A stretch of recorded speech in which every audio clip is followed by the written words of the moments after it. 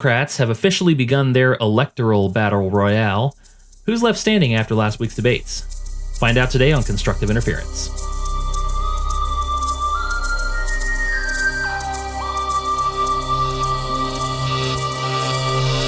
Well, Apex Legends just released its Season 2 update. So while we're on the topic of Battle Royales, Josh, you want to give us a little bit of an update on that?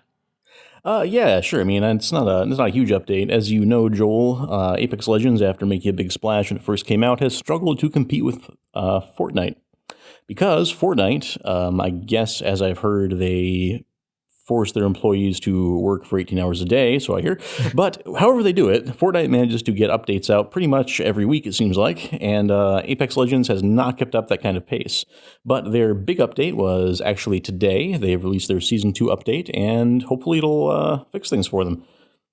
Yeah, I don't know. I don't know if they can actually fix things. I mean, it's true. Fortnite does do, and they're not the only, competing battle royale game either, or even competing multiplayer game in the genre right now. But they do a great job of keeping it fresh, and I think, the more comic booky feel to it is lets them employ a lot more like fun and games type dynamics than just straight up hardcore battle stuff. So that makes it easier for them too. Yeah, I mean, Fortnite, it's so clever. It's like everything they do is sort of a story. It's like telling this island that everybody's on is slowly evolving, and there's like all these fake rivalries between these groups that don't really exist. It's all meta, but it's real fun. And it makes they're not real. It's fresh and interesting. I'm sorry, there's your bubble there. Fortnite just killed the Tooth Fairy for me, man. It had to happen eventually. But yes, Apex, well, I think it's really good mechanically. It does not have anything like that same sort of fun, cartoony feel to it. It's much more of a generic kind of industrial environment, almost like you'd expect to see from an older game like Quake or something. Not nearly as fun, but the mechanics are fun. But I have not played the new update yet. They put a new character in also, and I guess a new weapon, so we'll see. Yeah, I mean, I could be tempted to give it another try, but honestly, it got stale really fast for me. I actually did sign up for it pretty quickly and went in and gave it a shot right after the initial launch when, Ninja played it and they had, 40 million users or something ridiculous drop over in the first couple days. And that was, it was good, but immediately, like you play through it a few times, you get a feel for the map, you get a feel for the dynamics of it, and it's like, okay, I'm ready. I feel like I've got a handle on it now. I want to try something new. And then you wait and you wait and you wait and you wait and you wait. And the player base just sort of trails off. And then you stop waiting and go play something else and go back to play Fortnite. yeah, exactly. So I mean, I think there's a way forward for them, but that's what people are going to have to get used to, I think, is the idea of games as an ongoing platform. Not so much as a one-time release that you just expect people to hang on with you for a long time, unless, it's like a Call of Duty and you have a fan base that's just never going to change no matter what you do. Yeah. Well, I guess I mean, I praise Rainbow Six a lot. So Rainbow Six has done a really great job kind of keeping those fun updates coming. Like right now, for the 4th of July, they decided they would make a Wild West mode. And it's nice. It's a really small little gimmicky thing. They give you nothing but 6 shooters and shotguns and turn you loose in this sort of like old Spanish mission setting. And it's tiny and it's kind of dumb, but it's free and it's fun. And they just they do a great job keeping Rainbow Six fresh with little things like that. Like Fortnite does. Well, yes, and then I think you're also going to start seeing a lot of crossover. Provided none of these copyright lawsuits go through on these games that are very similar to each other, I think you're going to continue to see a lot of crossover game modes, which always makes it really, really fun, right? So you had like Halo Infection originally, and then they had a Call of Duty version of that, and then you had Nazi Zombies, and you've had, rip-off like Firefight versions of that. And now the ones that I'm seeing, even in Fortnite, for instance, the 2 newest ones that they added were straight out of Call of Duty. One was Prop Hunt, and the other one was Gun Game. I don't know if you've ever played like the ones the gun game versions, but yeah. So they've added both of those now, which is it's an interesting twist. We'll see how much. The question is always, is that going to limit creativity or is it going to spur more? Right? Fortnite does a great job stealing stuff too. I mean, Fortnite will just straight up steal anything from anybody. Which I mean, if it ain't bolted down, fine. That's how it is. But speaking of battle royale, Joel, I did not watch much of the Democratic debate last week. I understand there were 20 candidates in this debate. Oh my gosh, it was amazing. I watched both of them minus about, I don't know, maybe about 20 minutes when I had to put the kids to bed and I missed some of it. But I watched most of them. All I can say is, so for anybody that missed it, there are about 973 candidates running for president on the Democratic side. They took the 20 of them and dropped them into two different debates in consecutive nights. I think they were in Miami, maybe somewhere in Florida. And they put 10 of them per stage, and I think it was a random selection. But all the front runners were there, and a lot of folks who maybe are not front runners or even in the back of anyone's mind that got up there for a good contrast. And it was honestly, I had fun with it. I mean, it's kind of hilarious for me. I'm not really in agreement with them much, on much policy wise, but it was Royale, pretty entertaining. It really was. It really was. I mean, it was. I kind of call it a semicircular firing squad because obviously they had to split the circle up into two different debate stages. Couldn't get everybody on one, but there was a lot of firing back and forth. And the only thing that there was more of than the cheap shots, I think, was the giveaways, the free for all lottery. Hey, look what government can give you tonight. So. The setting going into this, I just want to outline a little bit. Most of the polls of Democrats have clearly said that their number one priority is beating Trump, which is not unusual for the end of a president's first term, right? The opposition party's top priority is to beat the incumbent. And it was the same thing in 2012 when Romney ran against Obama. And if you go back, it continues. That's everyone's top priority because typically they've been fed a lot of fear mongering about how horrible the person who's in office is doing and how he's may or may not be setting up concentration camps and what have you. So I so heard that's Obama the was setting. Do that. I know, right? Oh man, there the must stories be somewhere, right? I mean, maybe Trump's and Obama's camps are they like contiguous? Do they did Trump take over Obama's camps or? Oh man, so are you referring to the old like the Alex Jones stuff, like FEMA camps with UN soldiers because Americans won't shoot their own? So the crazies came out and in force on that stuff. They were going to turn all the old WalMarts into FEMA camps and whatnot. And after Obama comes and takes our guns, I mean, given my upbringing, I'd feel very at home in a Walmart. I'm not going to lie. I would. I'm redneck enough for that. So the setting was everybody wanted to beat Trump, and why I bring that up is that it was interesting to see that the way that these debates went, you really couldn't tell that anyone there wanted to beat Trump. I mean, it was outlandish would be a nice way of putting it, but I feel like you felt like at times these folks were not actually campaigning for president of the United States; they were campaigning for president of Mexico or Guatemala or Europe or Iran. It was really odd. It was really, really odd. And, Tim Pool was talking about this in a video a couple days ago. It seems like they haven't learned anything from 2016. It just seems like that the Democrats have just decided, we're just going to dive right off that cliff into the blue check Twitter mob, and they're going to, float us through to the election. And I just, mathematically, I don't see that working. I don't see that working for them this time any better than it did last time, Mm-hmm. Well, I think they live in kind of a bubble where everyone inside their bubble thinks that Trump is the devil, and because everyone around them thinks that, they assume that that's going to play well with the public. But outside that bubble, that's not the case. A lot of people don't think that Trump is actually the devil. They might think he's less than that, but. Yeah, the devil's smarter than that, right? No, it's wow. No. But there's two competing philosophies on it, right? From an electoral perspective, and I promise I'm going to get to the debate here in a second. But the common wisdom is that there's 30 odd percent of voters who are going to vote with your party, 30 odd percent that are going to vote for the other party, and about 30% in the middle who are probably not going to vote for anyone. And then, if you go through all the math of where your most concerned people, your activists are versus just standard voters versus disinterested people, you end up with about 6% of people in the middle who are likely to vote but could go either way. And you don't know which way they're going to vote. And those are where the traditional political class, that's who they target, is that 6%. And that's why during the general election, everybody goes right for the middle and tries to, lay off their more extreme policies and go straight to towing the line to I'm the most moderate. I can be friendly to both sides. I'll represent all Americans. That's where they go. The other viewpoint on it, that's kind of a counter against the other one is no, don't go after the moderates because you sacrifice your own base for that. You should work to turn out as many of your people as possible because you have more inactivated people in your own base than there are moderates in the middle that are likely to be activated. So go after your base, have that turnout surge that will carry you through, even if the other person does win the moderates. So that's kind of the setting for competing here, and it looks to me, based on these debates, like the Democrat Party has embraced the latter thoroughly, because it's clear they're really not going after any moderates in this. The positions that were staked out on abortion, everybody full 9 months. On immigration, everybody said we want to decriminalize illegal immigration completely so that people can just come over and we are not going to do anything about it.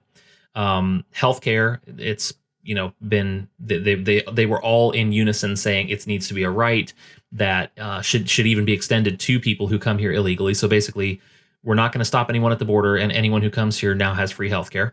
I can't see that going wrong. Can you? Oh no, absolutely not. No, and then it went beyond that too. There's gun control and just all kinds of horrors.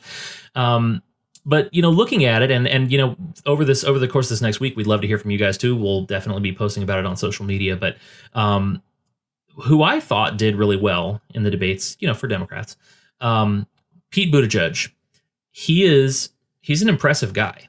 I mean, honestly, I don't agree with him on a lot of things. He's very far to the left of me on policy, and I somewhat resent the fact that he's sort of taking upon himself the mantle of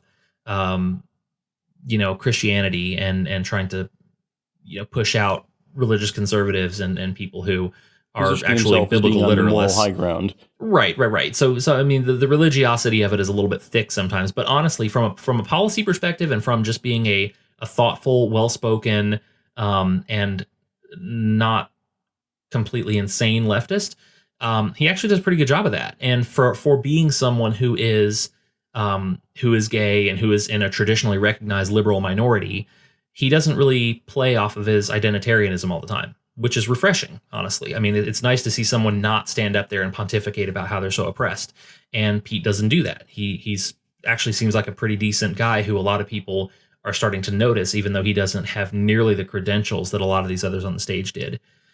And then, I think we might have a little bit of a disagreement here, Josh, but I thought Bernie Sanders did well in these. It's not a performance that's going to, carry him to front runner status, but he didn't disappear. And on a stage with 10 people, that's tough to do on its own, especially 10 people who, in many cases, have made their careers talking.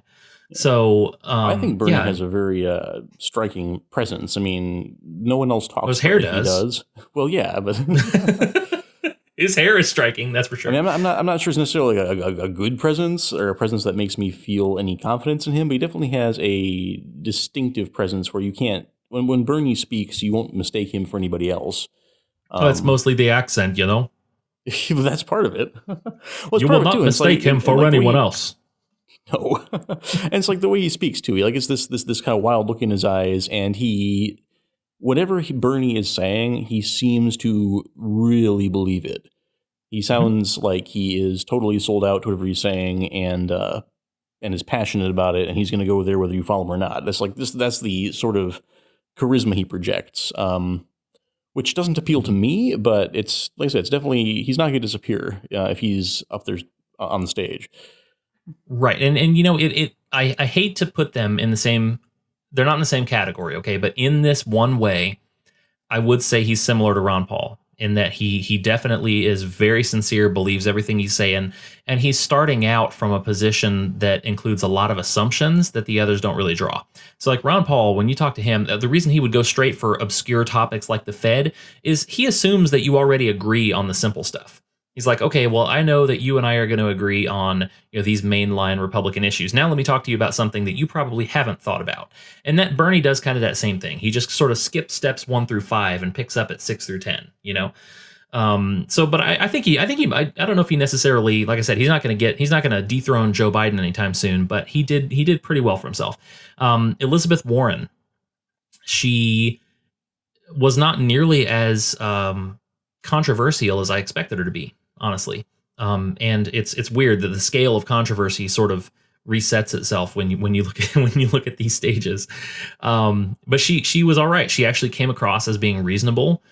She came across maybe even the word that kept coming up to me with her was grandmotherly.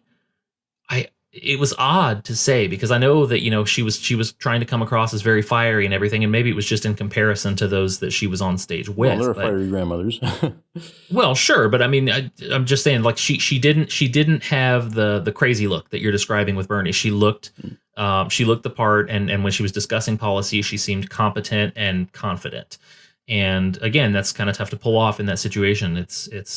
It's an odd thing to be that crowded. We saw the same thing in 2016, right? All the presidential candidates on the GOP side just clamoring over each other.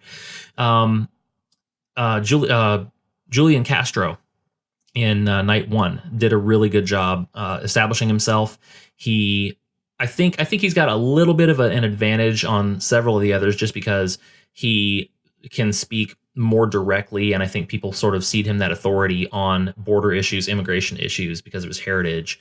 I think that's the perception, and I think within a Democratic Party that's sort of obsessed with intersectionality and oppression hierarchy, I think that put him in a good position to make the most of that issue, and I think he really did.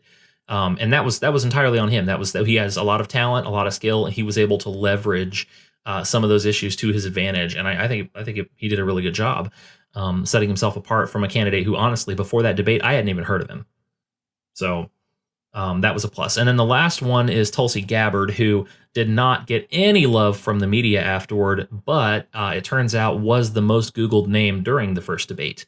And so a lot of online traffic, a lot of strong online presence there that I think she could leverage into a national organization. And maybe she's the message candidate this time. Maybe she won't get anywhere within the primary because some of her stances are, contrary to the leftist Twitter wing of the Democratic Party right now. But maybe she becomes that message candidate who says, "Hey, this is the direction that we need to go. Here's a substantial minority of the Democratic Party that still cares about getting us out of foreign interventions." Maybe that's what she continues to represent on the left.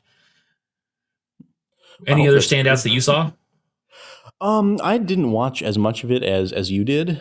But as you're speaking, and I agree with what you said about how the candidates came off, like how they present themselves, the sort of feelings they give you as you watch their presentation. But that seems to be the case now. When people go into debates, and I guess maybe it's always been the case. I wasn't around. I wasn't around in past centuries or whatever. But people worry less about what the candidates actually have said and more about how they come off. So you've said a lot about how they came off to you. How about Mhm. what they were saying? Well, most of what they were saying was the same boilerplate answers, with a couple exceptions. The notable exceptions to that would be that Biden actually stood out a little bit on his positions, because Biden, face it, he's part of a Democratic Party that doesn't exist anymore. He's part of Obama's Democratic Party, and we were watching the debates, and my wife pointed out, Obama would have been booed off of the stage as too conservative, and that's a Oh, true fact. that's true There's fact. no question. I mean, as far as the way that the Democratic Party has lurched left, Obama is way too far for the right, and the way that he ran his administration was way too far to the right for these primary voters. So Biden, I think, was a little bit different. He was one of, I think he was only one of two who did not say that he wanted to abolish private insurance, health insurance. And yeah, so I'll give him kudos for that, but he did stand out a little bit on that. Gabbard also did, but it was kind of funny. It really wasn't a Ron Paul kind of way. She was asked a question on, I don't even remember what it was, but she basically chose not to answer that question and went straight into her foreign policy credentials and the typical non-intervention screed that she has. And I can respect that. I can respect principles and priorities, even if you're not answering the question that's given to you. Particularly because I don't have a lot of respect for the moderators in this case. So I think it was an improvement. Yeah. But yeah, most of them just really towed the party line, just put different spins on it. The things and frankly, again, it's frustrating, but this is what a lot of the political class and the consultants that they hire, that's what they tell them to do. They don't want them to give specifics, because if you give specifics, then your enemies will get staffers to pour over it for weeks and weeks and find problems and loopholes and beat you to death with them. And so what you do instead is you do focus on how you make people feel, how you come across, how you present yourself. Here's how you look. You need to smile more, like all of these things are the things that they're getting coached on before the debates. It's not so much, here's my 10-point plan to reduce poverty. That's not what anybody wants them to say. Yeah, I mean, which is sad because the whole purpose of debate is to, well, the purpose of debate is to arrive at truth. Hmm. You have people with contrary ideas, they stand up, they make the arguments, and the arguments are weighed, and whichever argument is the better one prevails. And truth is, if not discovered, perhaps you edge closer to it. But as you're describing, like the way we do debates nowadays, it's not that at all. Um, you mentioned this is just something that I saw earlier this week. Joe Biden had said something about how our society needs to not judge a black man for wearing a hoodie. Says that guy in the hoodie might not be a gangbanger; he might be the next poet laureate of the United States. Now you hear that statement and think, well, what's wrong with that? Hmm. Nothing. He's Joe Biden there. He is saying a statement that I of course totally agree with. It's like, no, of course you shouldn't judge a guy because he's got a hoodie on. No, you don't know him because of that. But Cory Booker, one of his opponents, jumped on that because I guess because Joe Biden had used the word gangbanger in his message. I guess that was a trigger word that you're not supposed to say, and Cory Booker came down on him for saying that. Right, which, Cory Booker's offended by it, but no American under the age of 35 knows what it means. So, Yeah, it's one of but those just terms that went away a long time ago, but they haven't well, really caught on yet. Biden's old, but just Yeah. the idea that it's not what you say, or the idea is just how you say it. What words did you use to say it? What identity did you signal with the words you used to say it? And that's what we're Right. looking for in debates now. And that just isn't useful. Mhm. How does a quote unquote debate that is about nothing except basically acting, trying to act out the role of this ideal candidate, how is that helpful to anybody making a decision? Well, right, and It's what was really interesting about it is that the the only policy specifics that they did give, they were sort of pressured into by the moderators who are straight up activists. I mean, I live in Iowa, so they're all crawling all over us right now. All of these candidates are here all the time, preparing for the gross. caucuses, and when you meet them, these what they do. This is how you campaign in Iowa, right? It's a small state. We have a small population, so you actually have to drive all over the state to these tiny little cities, and you go meet people and grab coffee in gas stations and bookstores, and like this is what you do. You shake hands and you get people to feel good about you, and you ask them to campaign for you, and that's how you do it. But it really is, when people come up to them, the conversations are activism based. It's, hey, this is my problem. Let me tell you my problem, whether it's farming or ethanol or whatever else up here. Um, Let me tell you my problem and see what you will do to solve my problem. That's not what we expect to hear from journalists, right? Like journalists are not supposed to be saying, here is my problem and what are you going to do to, what are you going to do for me? But that's the way that it came across in this one. It was really Hmm. odd, like asking for commitments on specific, really specific policy requests, and especially relating to immigration. It was just odd, and it's just a weird setup to have. So, um, I feel like a couple that kind of blew their opportunity in this. So Joe Biden would have done all right, and by the way, he walked into this as the front runner, and he still is in terms of polling. He still is the front runner. Most of America is pretty okay with Biden right now compared to the rest of the field, which tell us something about the Democratic base as well. But he kind of blew it. He just sort of disappeared for a while. But then when he was speaking, he didn't establish his own turf and sort of grab that ground that he's earned just by virtue of being the vice president of the U.S. And he got absolutely demolished by Kamala Harris in a particular exchange where she, basically tried to turn him into a racist. And she's a smart enough person that she can call you a racist without calling you a racist. And so she decided to go about it that way. She says, I don't think you're a racist, but But you these are. things were really right, but you are right. Um, so I think she really went after him and kind of dethroned him. It really took the attention off of him and put the spotlight right on her. And for Which what it's worth, I don't again, think he did well.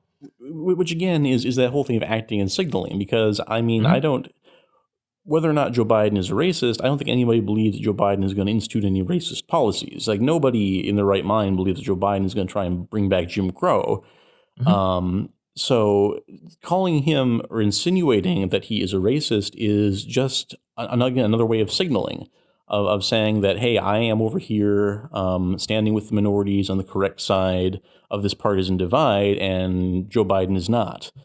Hmm. And it's just a matter of signaling that and not actually of saying things. Nobody thinks Joe Biden's gonna have any racist policies. It's just a Hmm. matter of putting him over there on the wrong side of the line. Pretty much. A couple others who were either really bad in the debate or just all straight up invisible. De Blasio from New York. He was just came off as really smug and annoying. Booker, I think he's a talented politician, a very Call him talented Spartacus. politician. Spartacus, yes. Well, yeah. There's another term after the Kavanaugh hearings that I prefer for him, but I'll leave that out of this. No, Booker. He's a very talented guy in terms of politics, very charismatic. I feel like he failed to establish himself in this. He failed to really get any specific attention. Failed to stand out, and I think he strikes me that he's looking for an intersectional edge here, and he doesn't have it because he's out intersectional by all the other minorities on stage with him. I could be wrong about the way that he's viewing it, but that's just what it comes across. I feel like his confidence is not what it once was, and I don't think these debates will probably help him in that regard. Um, and then there's Beto, who just embarrassed himself, decides to give his opening dissertation on policy in Spanish in front of an American audience that he needs to vote for him. And also Andrew Yang, who I really appreciate. I really like the guy, but he completely disappeared. Actually, there's a story out saying that he got his mic turned off, and it's kind of making the rounds right now. It's actually getting him more attention than he probably otherwise would have gotten because there's a video clip of him trying to speak while a topic was being presented, and there was no sound. I mean, they just turned his mic off. So we'll look for that as well. But everybody else just sort of disappeared on this stage. And then there's what I would call the ugly, who, okay, not necessarily ugly, just people You, who you say ugly, you mean poor performances, right? well, when I say the ugly here, I mean so there's people who are did really well. There's people who did really poorly, and then there's people who just went directly to Weirdsville, and like I just don't even know what to make of them. So here's a few examples. Okay, so Eric Swalwell, I don't I don't understand this guy. I just feel like my impulse on this guy is that he's somebody like who his parents told him he was special, and he just assumed that everybody else thought that too the rest of his life. I don't understand it any other way. He just kind of comes across as very conceited. I don't know if that's the right word, but he made his central issue gun control. That's his big thing.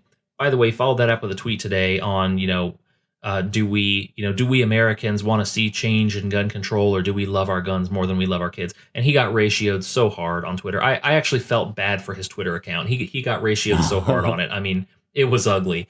So he didn't get any win any points with that.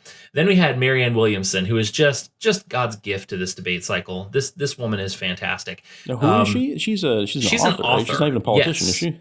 Right, she's an author, and she had a standout moment that where she basically said, challenged Donald Trump with the power of love, and said, I know you use fear to advance your agenda, so I'm going to use love, and I'll see you on the battlefield. And it was this, hilarious, amazing moment that I felt like brightened the whole debate. Mm-hmm. I I just saw thought it that was part. That was fantastic. one of the parts I did see when she said she would harness the power of love to defeat Donald Trump, who uses the power of hate.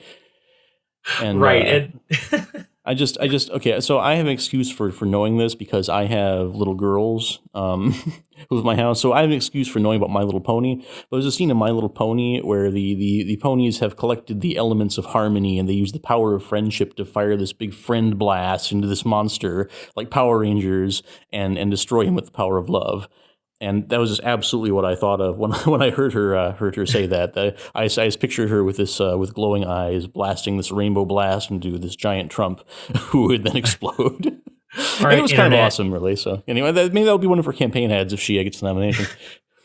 That's the power of love. Yeah. All right, internet, do your thing now. Like I haven't been out there to check out the memes on this yet, but they've got to be amazing. I mean, there's got to be so many terrific memes. Actually, what I thought of was a game that I've played lately called, it's a co-op game called Lovers in a Dangerous Space Time, and that's it's a very lighthearted kind of fun and whimsical game. And the idea is that, it's the power of love that they're going to harness to save the universe. Just really funny.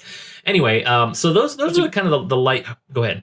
Oh, no, that's a great game. Great game to play with your kids, by the way. My girls loved it. We played the whole thing with them. Oh yeah, it's very enjoyable. I enjoy it. But then you had a couple others who went to Weirdsville in a different way, in a slightly more tyrannical way.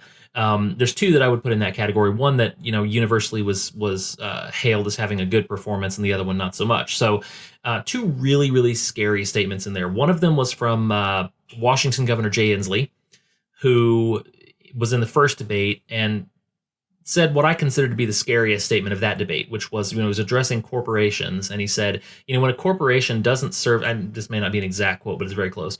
When a corporation doesn't serve the interests of our democracy, it's our job to break it up and basically make them do what we want.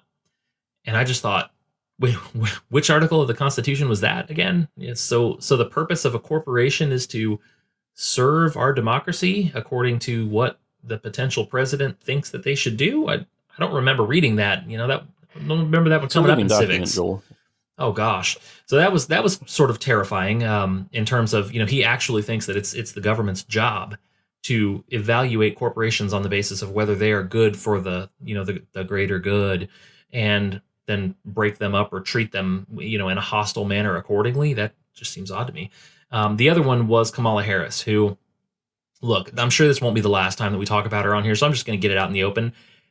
I can't stand her. I think she's the candidate on there that I'm the most afraid of. She's very smart. She's very passionate. She's very, well-spoken and quick. And she was a prosecutor, so that makes sense, right? And she went to work on Joe Biden and destroyed him in about 30 seconds flat. So she's got that going for her. And everybody said she had a great debate, but she scares me. I mean, she just scares me. I've never seen somebody who is more nakedly power hungry and is just overt about the fact that they're going to go straight into tyrant mode. I mean, she actually doubled down online after this debate, but she had a line in the debate saying the same thing, which was, if Congress doesn't put a bill on my desk, I think this was in relation to gun control. Mm-hmm. I think that's what it was. If Congress doesn't get a bill on my desk to do what I want within 100 days, I will just take executive action without them. Which, yep, is just, I mean, the implications of that's just one of those things where, you picture if she tried to say that with a few Patrick Henrys or George Washingtons in the crowd, things would get ugly pretty quick. Like I just can't imagine the audacity of saying, hi, I'm running for an executive whose constitutional duty is to enforce the laws that Congress passes. Oh, and by the way, if they don't pass the laws I want, I will just make it without them. I really just wanted to go ahead and make some Star Wars memes with her, like, I will make the Sith Lord. Yeah, I am the Senate. Like, seriously, that's what we're talking. And she, by the way, she said this to thunderous applause. This is what Democrats want. They want to elect a tyrant. And the same people that are in there saying, oh, Trump has no regard for the rule of law, he's a tyrant, look at what he's doing, are just cheered for a woman who said, I'm going to go after legal American firearms with or without the approval of Congress, and I'll just do what I want if Congress can get out of my way or they can get rolled over. Mm-hmm. Which, I mean, that's a extreme and scary example of that, but really all of them were saying that to some extent. You mentioned earlier there was one question where the moderator asked them to raise their hands and basically say, how many of you would be willing to deport an illegal alien for being illegal? And all of them raised their hands and said no, they would not do that. They would not deport someone just for being illegal. I believe there was another question where they asked to raise their hands and say if they would provide free health care for illegal aliens. Was that correct? Mm-hmm. Yep. Now, whether or not those are good ideas, well, of course you can probably guess if I think they're good ideas or not, but whether or not those are good ideas, the president doesn't have that power. Congress makes the laws. Congress decides who gets free health care. Congress decides who gets deported according to the law. Now, the president has to carry that out. The executive is sort of, the hand, you want to say the fist, that has to carry out the law and execute it. But Congress makes the law, and the president isn't supposed to have the power to decide whether or not anybody gets free health care or whether or not anybody's up for deportation. Mm-hmm. So, well, yeah, and people would say those things, and in others, from what I could see, all of them seemed to be saying that they really weren't interested in what Congress had to say, and that they were going to do what they thought was best, even over Congress's objection or Congress's lack of authorization. Oh, of course, and this was clearly acknowledged in the questions about Mitch McConnell, right? Because they were all saying, well, if you don't take back the Senate, how will you get this agenda through? And nobody had an answer for it. I mean, not one of them said, well, yeah, it's just, I'll just do it. Don't worry, I'll just do it. Okay, well, we'll see about that. But I mean, this does lead into, and to make another Star Wars reference, when the Senate wasn't functioning in a way that Anakin so desired, he said, well, maybe we need to do away with the Senate and just centralize that power into somebody who can actually get something done, right? So the merit of that depends on what your view of government is. What is the purpose of government? What's the role of it? And that was one of the things that was clearly on display here is, the role of government, in my more maybe libertarian estimation, is completely different than what I heard people talking about on that stage. Did you get the same feeling? Oh, absolutely. I mean, if I had to, what do people on the stage think the role of government is? I'm not sure this is an exaggeration to say they want to create a utopia. They want government, the federal government, particularly the office of the president, to create a perfect society. And you have Bernie and I think Elizabeth Warren also talking about student debt forgiveness. Or anybody who's got student debt, we're going to forgive that. Anybody whose ancestors were discriminated against, we talked about racial reparations. I think Elizabeth Warren expanded that out to gay people. So if you've ever been the victim of discrimination, well, we got a fat check for you as well. Hey, if you're sick, we got money for that, to pay for that. You got kids, we got money to pay for your childcare. You don't want kids, we got money to pay for your abortion. Basically, whatever anybody could want, they are going to just open up the credit card, the credit account of Washington, and just do it. And they seem to really believe that they are able to enact all of these great utopian projects with the stroke of their pen. What really struck me, again, I said I didn't watch as much of the debate as you did, but the part I did tune in for, something that really struck me is they were asked what they would do on day one when they got into office. And Bernie's answer was, one, I would strike out everything Donald Trump has on immigration. I'm, of course, not doing Bernie's accent correctly of you. Maybe I'll let you try that. You're Texan, it's forgivable. So Bernie's answer, one, strike down everything Trump has done. But his answer for number two, as to what he would do on day one, is he said that he would basically fix Latin America. Got to look at the root causes. And you have a situation where Honduras, among other things, is a failing state. Massive corruption. You got gangs who are telling families that if a 10-year-old does not join that gang, that family is going to be killed. What we have got to do on day one is invite the presidents and the leadership of Central America and Mexico together. This is a hemispheric problem that we have got to address. He mentioned that there is terrible gang violence in Honduras and that Honduras is a failing state. And Bernie said that he would take care of that. And Bernie said that he would, on day one, he would get all the leaders from Latin America, from Belize and from Honduras and from Mexico and wherever else these problems of poverty and violence are occurring. And he'd get them in the Oval Office. And somehow from that meeting, there would be a solution to all of the problems of Central and South America. And that just kind of blew my mind that, he got applauded for that too. Everybody seemed to think, both in the audience and the moderators and people on the stage seemed to think that was a cool idea. But it just blew my mind that Bernie thinks that if he just gets that presidential pen in between his fingers, he will be able to fix Honduras. And that was the most extreme thing to me, but everything that was being said just seemed to me so utopian. Just that these candidates have such a faith in themselves that if only they had the power in their hands, that they could. Joe Biden said he's going to cure cancer. Bernie said he's going to fix South America. Elizabeth Warren and he's going to fix all the injustice that's occurred. And everything is just going to be great. There's that phrase, it's all going to be unicorns and rainbows. But that was really the impression I got. That was honestly the impression I got, is that all of the candidates on the stage sincerely believed that if they got that presidential pen between their fingers, they could make the unicorns and they could make the rainbows. And that's kind of, I don't know, scared me, I guess, to be honest. Well, yeah, and any reaction against that, any at all, any suggestion that restraint needed to be applied, whether it's Joe Biden or whether it's like John Delaney, who got completely ignored off to the end of the stage, any suggestion that there should be restraint was met with either polite silence or outright, disregard, and it just there's no appetite for that at all. It's growing a little bit Machiavellian there, but.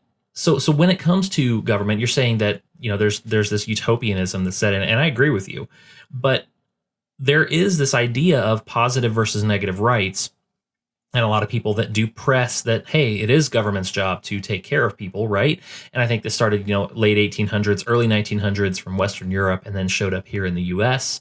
With the whole Great Society business, followed up by FDR. So I mean, there is this debate that's ongoing between what is the role of government.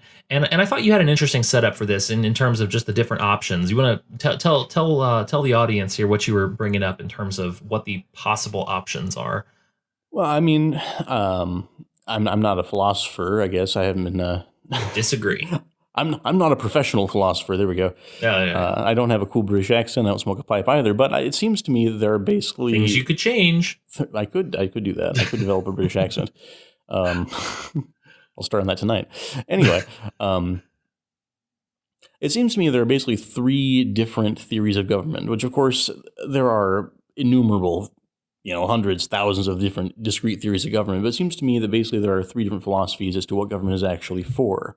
The first one that I see is might makes right. And in this theory, government doesn't actually have any particular purpose, except that I am the king and I hold the sword. And it's good to be king, and you'll do what I say because you want to keep your head. And you really don't philosophize on it beyond that point. And usually, imperial sort of governments might follow that model where I am the emperor and my only concern, I'm the emperor of Babylon, and my only concern with the areas I've conquered is that they pay me. And in this case, the purpose of government is just simply to benefit the monarch or to benefit the ruling society, and you kind of stop there and don't think about it anymore. That's paradigm one. The second paradigm that I see is the idea that government exists to create stability. Under this idea, there is an ideal that society should operate in a certain manner. There is some structure, some order of society that is superior, that is ideal, and is the job of government to create that. And you see that in a lot of... I've been reading this the Li Du detective series by Elsa Hart recently, and they're set in China about 300 years ago. And it's interesting to read about the Emperor of China and all the different attributes that were ascribed to him. And the Chinese basically saw the emperor as the personification of divine order, that the emperor was the representative of the gods on Earth, and his job was to create order and make it so that everybody could live a virtuous and orderly life. And so that's the sort of second paradigm of government here, is that government exists to create some order on Earth and impose it. And the difference between that one and the first one is if government exists to create some order, that gives you a reason to judge the ruler. If it's just might makes right, then what are you going to say about the ruler? He's a bad dude? Well, it doesn't matter. He doesn't claim to be a good dude. Whereas with the second paradigm, if the idea of government is to impose order, then of course you have some sort of objective standard to measure the ruler against. And those two cover the majority of governments throughout human history. They either are justified by the purpose of simply benefiting somebody in a parasitic sort of way, or of imposing some sort of order that's supposedly for the common good. But then there's this third idea of government, which is a total oddball, not very common throughout history, and it was kind of a weird idea back in 1776 when it was proposed by our founders. And that is the idea that government should protect the rights of individuals. And this is actually pretty different from the idea that government exists to create order, because if government exists to create order, that's a top-down thing. Government creates this sort of template for society, and the people fill their roles in it. But this Hmm. idea of human rights is something different because it goes from the other way. It starts with the people, not with the order, not with the society, but starts with the individual person and their rights. And government exists to protect the individual, and then it is up to the individual to form society. And I would place that as a third discrete form. And I think that traditionally, Americans have thought of their government as doing that and have sort of prided themselves on their government and their system being different. That the American system of government respects the individual and exists to secure the rights of the individual and is not tyrannical, does not impose order from the top down.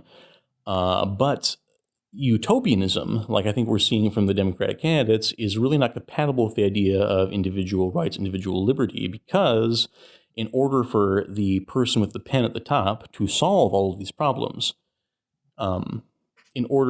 people, when someone gets up in front of you and says, hey, I'm going to give you free stuff, hey, I'm going to give you free college, I'm going to give you free healthcare, I'm going to give you whatever it is you want, that sounds great, but you never stop and think about how are they going to do it. Like, Joel, if you say that you're going to provide for me a house, for instance, like, Hmm. oh, hooray, a house. But of course, you're not independently wealthy. You can't just give me a house because you feel like it. So the question is, how will he give this to me? What does he need to do to accomplish this? Sure. You can't just Um, speak it into existence, right? So someone's labor, yeah, effort, and materials have to go into it. exactly. You need control. And in Hmm. order to create utopia, you need to have a very strong top-down control, someone giving orders and people obeying those orders to achieve the goals.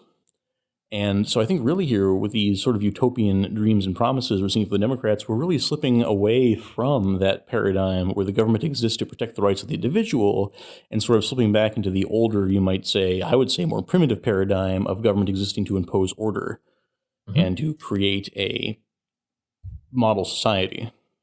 Yeah, and people think of imposing order as being authoritarian or theocratic in nature. That's not necessarily true, right? When people talk about, like a communist government wanting to impose equality, your equality of outcome, that is the same. That's a similar thing, right? They're imposing a particular order on a society, and so I think there's elements of that exist even within our society today, right? Like I hate the social engineering component of the tax code. I think it's Oh, awful, yeah. and that's a huge reason why is that no, I don't necessarily want to see, taxes. The purpose of taxes is to fund the necessary functions of government, not to, incentivize or disincentivize certain behaviors. Like that's not why we're taxed. And so I hate that. I would pay more taxes if they were just flatter and they would cut out the engineering.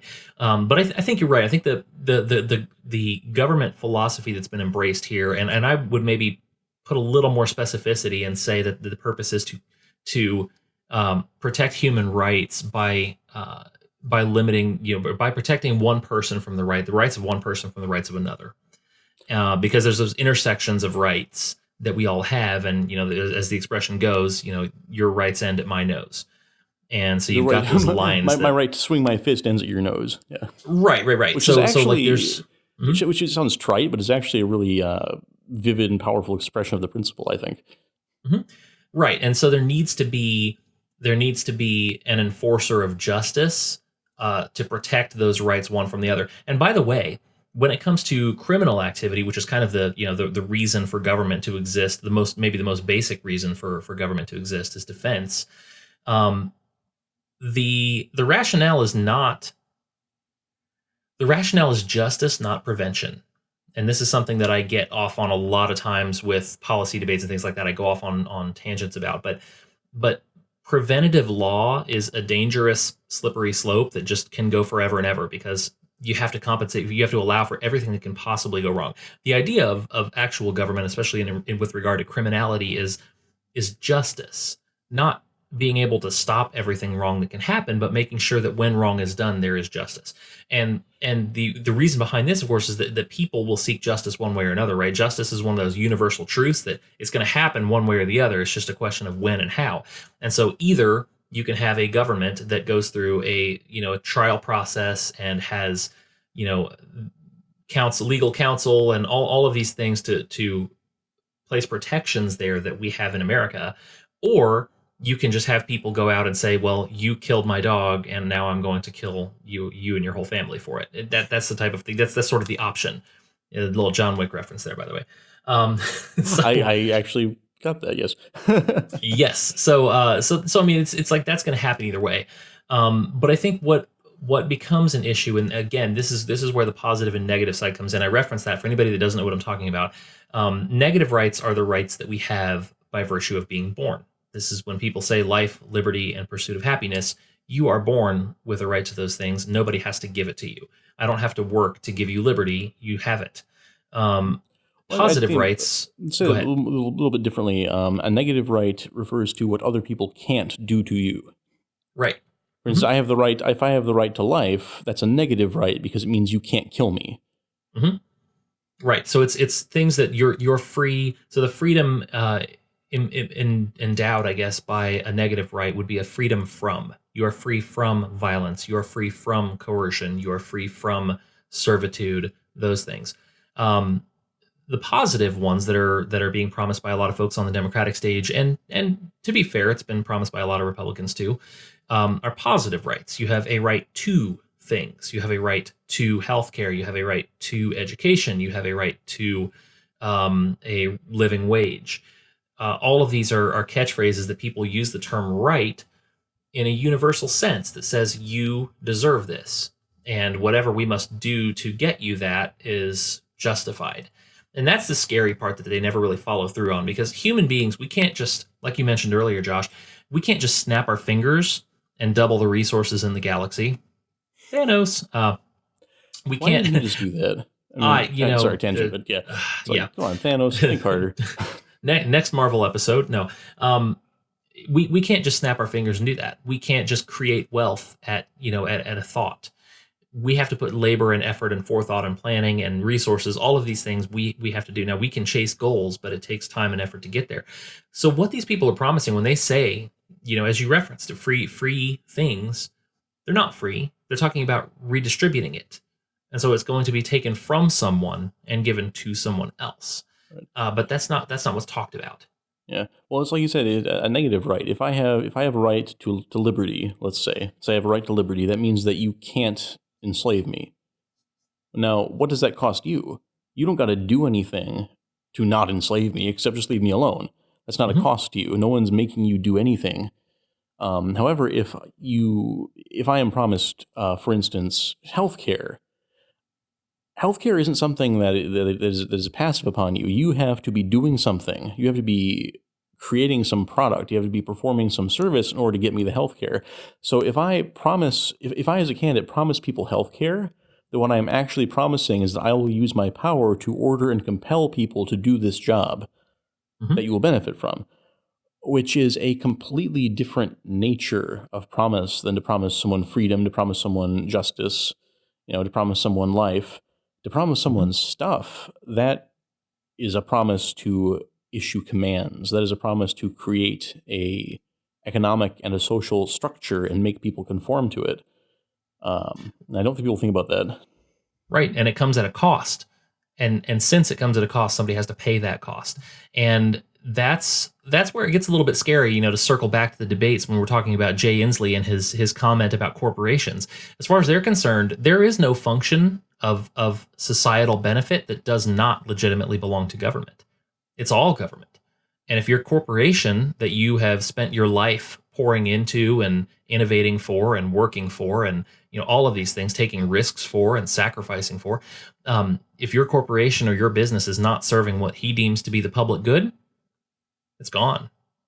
It's too bad. Doesn't matter that you've poured your life into it. That's just a cost. It's like Lord Farquaad in Shrek, right? Some of you may die, but that is a sacrifice I am willing to make.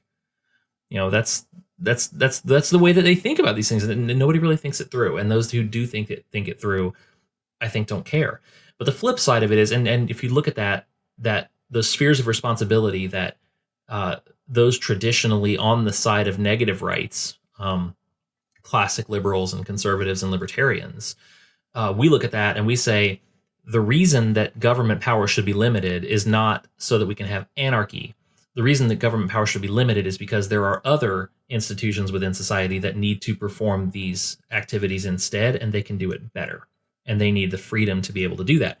Corporations are not there to benefit our democracy. Corporations are there to create wealth. That's what they do. That's their purpose, is to create wealth and create goods and services and mediums of exchange and the free market. That's the things that they are tasked with. Families. No, it does not take a village to raise a child. It takes parents to raise a child, because the function of a family is to train and bring up adults. That's what we do. That's not the government's job. It's not a corporation's job. That's the family's job. And so when we look at these things, that's the competing view of government is we don't need government to do all of these things for us. And that brings us to the individual sphere of influence, right? What is independence? Somebody hit me with that this week on Twitter. What does it mean to be independent? And we're right before 4th of July now. So it's a very relevant question.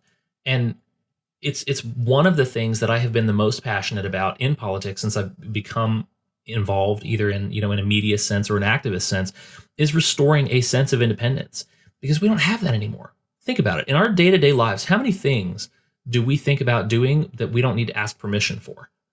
It's everything. I mean, here in Des Moines, we can't shoot off fireworks without we have, I think there's a span of about 4 hours per year where it is legal to set off fireworks, even on your own land, doesn't matter. But these are the types of things we have to get permission for everything. I'm working on a house remodel right now. Do you know how many permits I have to pull? Do you know how many fees I have to pay? Do you know how many how many hoops I have to jump through for government to do something that people have been doing for thousands and thousands of years perfectly fine? But this is the case. We ask permission for everything. And that's not what a free individual and a free society does. But we have become people who do. And so once you get to that point, the natural progression is, well, if you're not going to let me do all these things myself, then I will sit back and eat my potato chips and I will rely on government to do it for me. And then that becomes a cycle that feeds upon itself. And I think we're seeing part of that right now, as evidenced by some of these debates. So tell us this, guys. Who did you think won the Democratic Battle Royale this week? Did you think there was a clear winner? Did you care? Did you watch the debates, or were you kind of like Josh and sat on the sidelines, maybe grab a popcorn, have a few laughs, and then go about the rest of your life? We'll be asking you on social media. Be sure to give us a follow at The CI Show on Twitter and Facebook.com/The CI Show. Hit us up there. We'll be talking to you this week. And then, of course, we'll bring you updates as the year goes on. More debates to cover. More fun will be had. That's guaranteed. Thanks a lot for tuning in to Constructive Interference.